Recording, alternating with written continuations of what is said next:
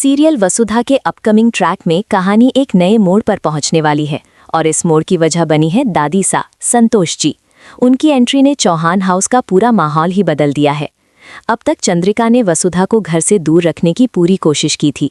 उसने हर तरह से वसुधा की जिंदगी मुश्किल बना दी थी, लेकिन अब हालात उल्टे पड़ने वाले हैं, क्योंकि दादी सा ने खुद हुक्म दिया है कि वसुधा को तुरंत चौहान हाउस बुलाया जाए। सबसे हैरान करने वाली बात यह है कि चंद्रिका को खुद जाकर वसुधा को मनाकर घर लाना पड़ेगा। जो चंद्रिका कभी वसुधा को देखना भी नहीं चाहती थी, अब वही उससे हाथ जोड़कर रिक्वेस्ट करती हुई नजर आ सकती है।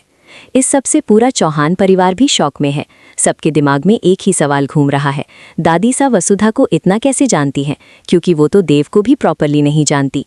ये राज भी बहुत जल्द खुलने वाला है। आने वाले एपिसोड्स में एक और बड़ा ट्विस्ट देखने को मिलेगा। दादी सा का वसुधा के लिए प्यार और लगाव देखकर चंद्रिका के होश उड़ने वाले हैं।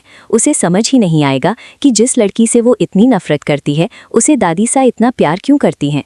लेकिन असली ड्रामा तब शुरू होगा जब देव और वसुधा के रिश्ते की सच्चाई दादी सा के सामने आएगी, और जब उन्हें सब पता चलेगा तो सबसे पहले देव और वसुधा के रिश्ते को एक्सेप्ट करने वाली भी वही होंगी।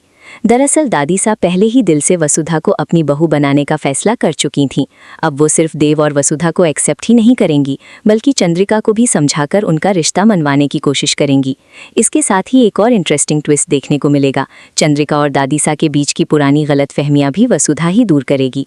वसुधा की समझदारी और सच्चाई ही इस परिवार को दोबारा एक साथ लाने वाली है। आने वाले ट्रैक में वसुधा को वो इज्जत और पहचान मिलेगी जिसका वो हक रखती है। शायद पहली बार चौहान हाउस में उसे बड़ी बहू का दर्जा दिया जाएगा। और सबसे ड्रामेटिक मोमेंट तब होगा जब चंद्रिका खुद वसुधा से माफ़ी मांगती हुई नजर आ सकती है, उसे रिक्वेस्ट करती हुई कि वो दादी सा को सच ना बताए।